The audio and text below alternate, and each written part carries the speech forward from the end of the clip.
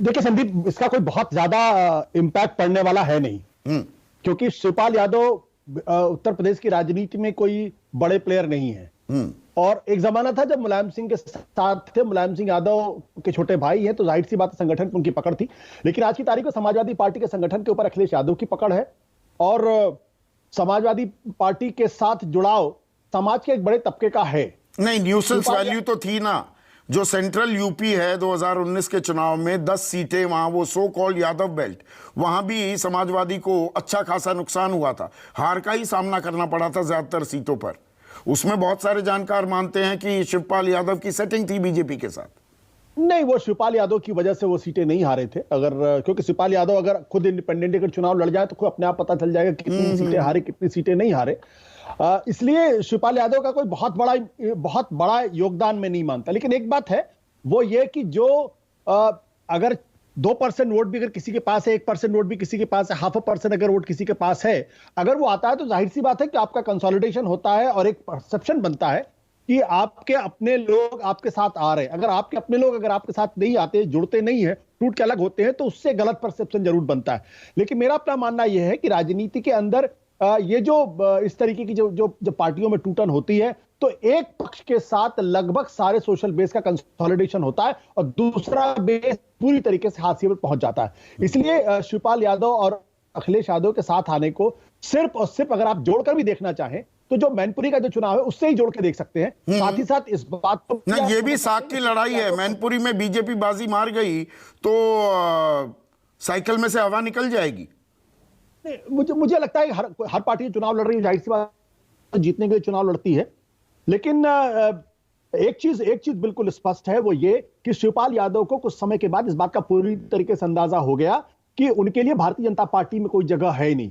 और अगर आप किसी एक पार्टी में कभी नंबर 2 की हैसियत में रहे हो तो किसी दूसरी पार्टी में आप कैसे नंबर 3, नंबर 4, नंबर 5, नंबर 6 की हैसियत में जा सकते हैं। अगर शिवपाल यादव भाजपा में जाते तो वो बिल्कुल हाशिए के खिलाड़ी होते और शायद एक विधानसभा तक सिमट के रह जाते।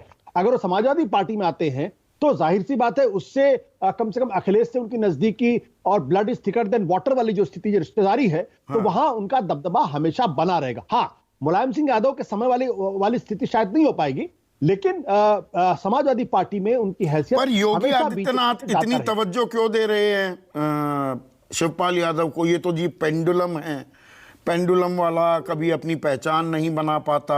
ये गोमती रिवर फ्रंट में अब सीबीआई जांच की इजाजत मांगती घूम रही है, सुरक्षा श्रेणी को डाउनग्रेड कर देना। मतलब ये इसे छोटी खबर नहीं देख रही है क्या? बीजेपी से जिस तरह से प्रतिक्रिया दे रही है वो छोटी खबर नहीं मान रही है। नहीं, वो भी मैनपुरी के कॉन्टेक्स्ट में ही है, मैनपुरी से बाहर उसका कोई मतलब नहीं है। लेकिन ये आज की वेंजियंस और बदला आज की राजनीति का बड़ा डिफाइनिंग कैरेक्टर हो गया है।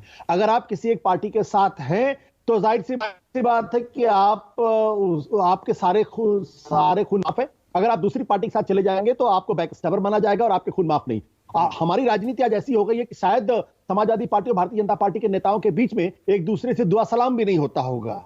जैसे कि आप केंद्र के अंदर देख सकते हैं कि सोनिया गांधी और नरेंद्र मोदी जी के बीच में किसी तरीके का दुआ सलाम होता हो तो मुझे दिखाई नहीं पड़ता। लेकिन एक जमाना ऐसा था जब अटल बिहारी वाजपेयी और सोनिया गांधी के बीच में भले ही तमाम राजनीतिक मतभेद थे, लेकिन दुआ सलाम की स्थिति थी, एक दूसरे की मदद करते थे और एक दूसरे के लिए शुभेच्छा रखते थे। आज वो मतलब अब मतभेद ही नहीं, मनभेद भी हो गए हैं राजनीति में। तो बिहार की अगर बात करें, अब हनुमान तो अपने आप को बीजेपी का मानते ही थे, पर जो ये कयासों का बाजार गर्म है और जो हमें पहली नजर में सामने दिख रहा है, मतलब चिराग पासवान पर बेट कर रही है बीजेपी।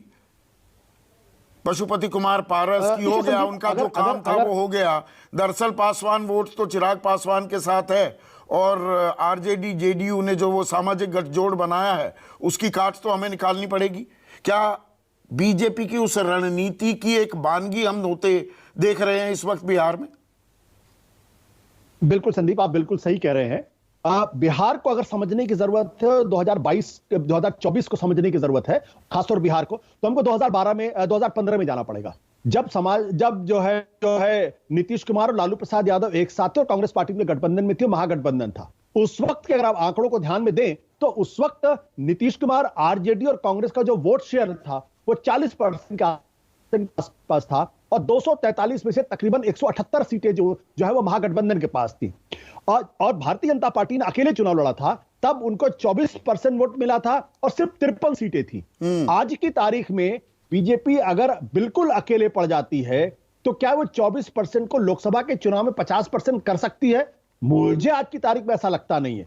इसलिए क्योंकि आज नीतीश कुमार साथ में है, लालू यादव साथ में है, कांग्रेस पार्टी साथ में है, साथ ही साथ लेफ्ट पार्टीज भी उनके साथ में है, कुछ और दो एक छोटी छोटी पार्टियां उनके साथ में है। तो आज की तारीख में बीजेपी बिहार के अंदर पूरी तरीके से आइसोलेटेड है। जाहिर सी बात है, उसको अगर अपना वोट शेयर बढ़ाना है, 24 के लिए अपनी अपनी दावेदारी को मजबूत करना है, पुराने सीटों को अपने के बारे में खोजबीन करनी है, तो उसको नए साथी खोजने पड़ेंगे। उस संदर्भ में अगर पशुपति राय कुमार के साथ साथ अगर चिराग पासवान को साथ लाने का काम करती है, तो बीजेपी कम से कम वो जो एमबीसी है, जो बैकवर्ड में भी बहुत अति पिछड़ा तबका है, उस पर नजर रख सकती है। दलितों में जो अति दलित है उन पर नजर रख सकती है।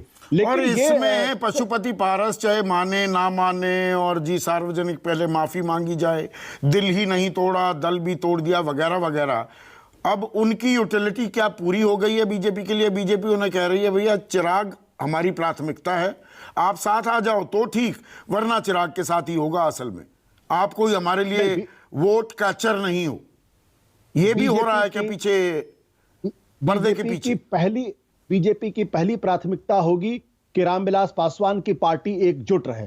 पशुपति कुमार और चिराग पासवान दोनों एक साथ आए। अगर अलग अलग रहेंगे तो बीजेपी को बहुत फायदा होने वाला नहीं है, क्योंकि इनमें से कोई भी आदमी रामविलास पासवान जैसा दलितों के बीच में लोकप्रिय नेता नहीं है। और रामविलास पासवान भी बिहार के अंदर मायावती नहीं थे। उनका वोट परसेंट 6 से 10% के आसपास होता था, उससे ज्यादा नहीं था। मायावती दलितों की निष्पक्ष तौर पर एक बड़ी नेता थी, है, और हो सकता आगे भी रहे।